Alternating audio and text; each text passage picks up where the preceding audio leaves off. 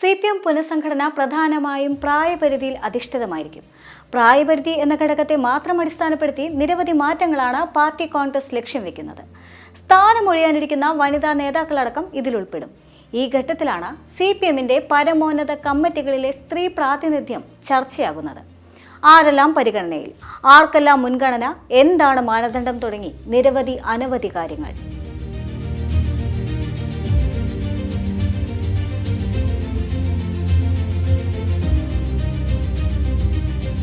24ാം party കോൺഗ്രസിന് മധുരയിൽ കൊടിയുയരുമ്പോൾ കേന്ദ്ര കമ്മിറ്റിയിലും പോളിറ്റ് ബ്യൂറോയിലും സ്ത്രീ പ്രാതിനിധ്യം വർദ്ധിക്കുമെന്ന് തന്നെയാണ് വിലയിരുത്തൽ.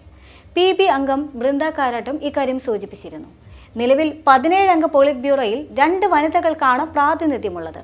PBയിലെ വനിതാ പ്രാതിനിധ്യം 2ൽ നിന്ന് വർദ്ധിപ്പിക്കാനുള്ള തീരുമാനം മധുരയിൽ ഉണ്ടാകുമെന്ന സൂചനകളാണ് പാർട്ടി കേന്ദ്രങ്ങളിൽ നിന്ന് ലഭിക്കുന്നത്.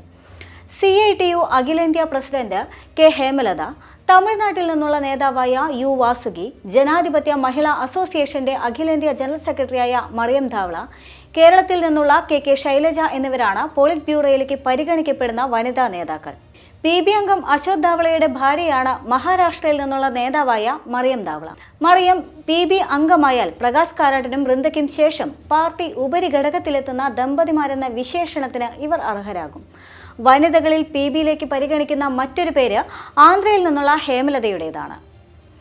KK ശൈലജയുടെ PB പ്രവേശനം വാർത്തകളിൽ സജീവമാണെങ്കിലും സാധ്യത വളരെ കുറവാണ്. കൊല്ലം സംസ്ഥാന സമ്മേളനത്തിലാണ് ശൈലജ സംസ്ഥാന സെക്രട്ടേറിയറ്റിലെത്തിയത്. സംസ്ഥാന ഘടകത്തിന്റെ പ്രത്യേക ചുമതല വഹിക്കുന്ന സെക്രട്ടേറിയറ്റ് അംഗങ്ങളെ PBയിലേക്ക് ഉൾപ്പെടുത്തുന്ന രീതിയില്ല. PK ശ്രീമതിക്ക് പകരം മേഴ്സിക്കുട്ടിയമ്മ, TN സീമ എന്നിവരിൽ ഒരാളെ പരിഗണിച്ചേക്കും. കൂടുതൽ സാധ്യത TN സീമയ്ക്ക് തന്നെയാണ്. ഓരോ നേതാക്കളെക്കുറിച്ചും ഇനി വിശദമായി തന്നെ പരിശോധിക്കാം. U വാസുകി, തമിഴ്നാട്ടിൽ നിന്നുമുള്ള ട്രേഡ് യൂണിയൻ നേതാവും ജനാധിപത്യ മഹിളാ അസോസിയേഷന്റെ അഖിലേന്ത്യാ vice പ്രസിഡന്റുമാണ് U Vasuki.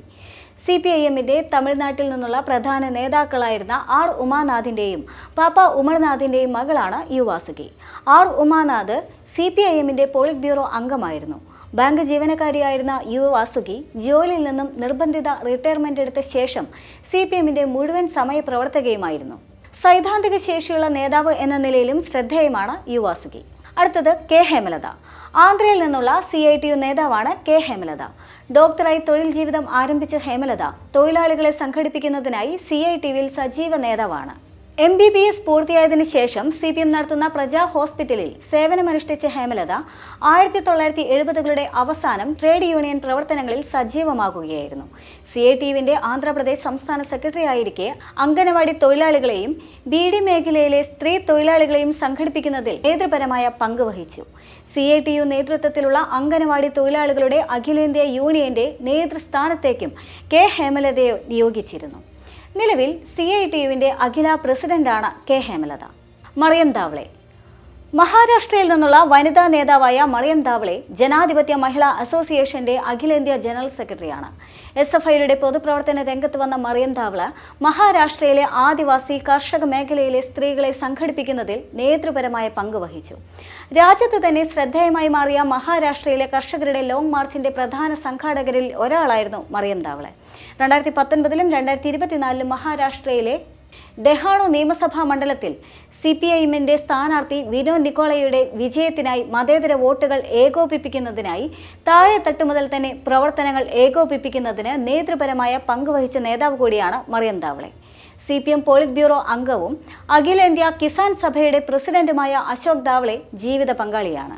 KK Shailaja, അഖിലേന്ത്യാ ജനാധിപത്യ മഹിളാ അസോസിയേഷൻ നേതാവാണ് KK ശൈലജ. 1ാം പിണറായി മന്ത്രിസഭയിൽ ആരോഗ്യവകുപ്പ് മന്ത്രി എന്ന നിലയിൽ അന്താരാഷ്ട്ര തലത്തിൽ ശ്രദ്ധേയയായി. നിപ്പ, കോവിഡ് പ്രതിരോധ പ്രവർത്തനങ്ങൾ KK ശൈലജയ്ക്ക് ആരോഗ്യമന്ത്രി എന്ന നിലയിൽ വലിയ സ്വീകാര്യതയും നൽകിയിരുന്നു. SFIയിലൂടെയും DYFയിലൂടെയും പൊതുപ്രവർത്തന രംഗത്ത് സജീവമായ KK ശൈലജ അഖിലേന്ത്യാ ജനാധിപത്യ മഹിളാ അസോസിയേഷൻ നേതാവ് എന്ന നിലയിലും വ്യക്തിമുദ്ര പതിപ്പിച്ചു. അധ്യാപിക കൂടിയായിരുന്ന KK ശൈലജ കൂത്തുപറമ്പ് മണ്ഡലത്തിൽ നിന്ന് 2 വട്ടവും പേരാവൂർ മണ്ഡലത്തിൽ നിന്ന് 1 തവണയും MLA ആയി തെരഞ്ഞെടുക്കപ്പെട്ടു. നിലവിൽ മട്ടന്നൂർ മണ്ഡലത്തിൽ നിന്നുള്ള നിയമസഭാംഗമാണ്. ഇപ്പോൾ പോളിറ്റ് ബ്യൂറോയിലുള്ള വനിതാ നേതാക്കൾ കഴിഞ്ഞാൽ കേന്ദ്ര കമ്മിറ്റിയിലെ ഏറ്റവും സീനിയറായ വനിതാ നേതാവാണ് KK ശൈലജ. കേരള ഘടകത്തിന്റെ സംഘടനാ ബലം കണക്കിലെടുക്കുമ്പോൾ പോളിറ്റ് ബ്യൂറോയിൽ ഒഴിവ് വരുന്ന 2ൽ ഒരെണ്ണത്തിൽ പ്രാതിനിധ്യം ലഭിക്കണമെന്ന് നിശ്ചയമായും ആവശ്യപ്പെടാൻ കഴിയും. കെ ശൈലജയെ പോളിറ്റ് ബ്യൂറോയിൽ ഉൾപ്പെടുത്താൻ കേരള നേതൃത്വം സമ്മർദ്ദം ചെലുത്തുമോ എന്നുള്ളതാണ് ഇനി അറിയാനുള്ളത്. ഒന്നാം പിണറായി സർക്കാരിലെ ആരോഗ്യമന്ത്രി എന്ന നിലയിൽ നിപ്പ കോവിഡ് പ്രതിരോധത്തിലൂടെ മികച്ച പ്രതിച്ഛായ ഉണ്ടാക്കിയ ശൈലജയോട് മുഖ്യമന്ത്രി പിണറായി വിജയൻ അടക്കമുള്ള നേതാക്കൾക്ക് അത്ര പഥ്യമില്ല എന്നത് പരസ്യമായ ഒരു രഹസ്യം തന്നെയാണ്. മുഖ്യമന്ത്രി സ്ഥാനാർത്ഥിയായി കൂടി ഉയർത്തിക്കാട്ടപ്പെട്ട ശൈലജയ്ക്ക് രണ്ടാം തവണ മന്ത്രിസ്ഥാനം നൽകാത്തതാണ് സംസ്ഥാന നേതൃത്വത്തിന്റെ അനിഷ്ടം പ്രകടമാക്കപ്പെട്ട നടപടി. പോളിറ്റ് ബ്യൂറോ അംഗത്തിലേക്ക് പരിഗണിക്കപ്പെടുമ്പോൾ സംസ്ഥാന നേതൃത്വത്തിന്റെ നിലപാട് എന്തായിരിക്കും എന്നത് തന്നെയാണ് ഇവിടെ ഏറ്റവും അനിവാര്യവും ഏവരും ഉറ്റുനോക്കുന്നതും. കേരളത്തിൽ നിന്ന് പോളിറ്റ് ബ്യൂറോയിലേക്ക് ഒഴിവില്ലാതെ കാരണം ചൂണ്ടിക്കാട്ടി കേരള ഘടകം ശൈലജയെ പിന്തുണയ്ക്കാതിരിക്കാം. 4 നേതാക്കളാണ് കേരളത്തിൽ നിന്ന് പോളിറ്റ് ബ്യൂറോയിൽ അംഗങ്ങളായിട്ടുള്ളത്. അതിലൊന്ന് പിണറായി വിജയനാണ്, മറ്റൊന്ന് MA baby, A Vijayaraghavan, MV Govindan എന്നിവരാണ്. കെ ശൈലജ കഴിഞ്ഞാൽ പിന്നെ പോളിറ്റ് ബ്യൂറോയിലേക്ക് പരിഗണിക്കപ്പെടുന്ന നേതാക്കളിൽ പ്രമുഖ മഹിളാ അസോസിയേഷൻ നേതാവ് മറിയം ദാവളയും തമിഴ്നാട്ടിൽ നിന്നുള്ള കേന്ദ്ര കമ്മിറ്റി അംഗവുമായ U വാസുകയുമാണ്. മഹാരാഷ്ട്രയിൽ നിന്നുള്ള മറിയം ദാവള നിലപാടും നേതാവും മാതൃകാ കമ്മ്യൂണിസ്റ്റ് ജീവിതം നയിക്കുന്ന നേതാവുമാണ്. മറിയം ദാവളയുടെ പങ്കാളി അശോക് ദാവളെ പോളിറ്റ് ബ്യൂറോ അംഗവും പുതിയ ജനറൽ സെക്രട്ടറിയായി പരിഗണിക്കപ്പെടുന്ന നേതാവും കൂടിയാണ്. തമിഴ്നാട്ടിലെ മഹിളാ അസോസിയേഷന്റെ പ്രധാന നേതാവായ U വാസുകി ദീർഘകാലമായി കേന്ദ്ര കമ്മിറ്റി അംഗമായി പ്രവർത്തിക്കുന്ന നേതാവ് കൂടിയാണ്.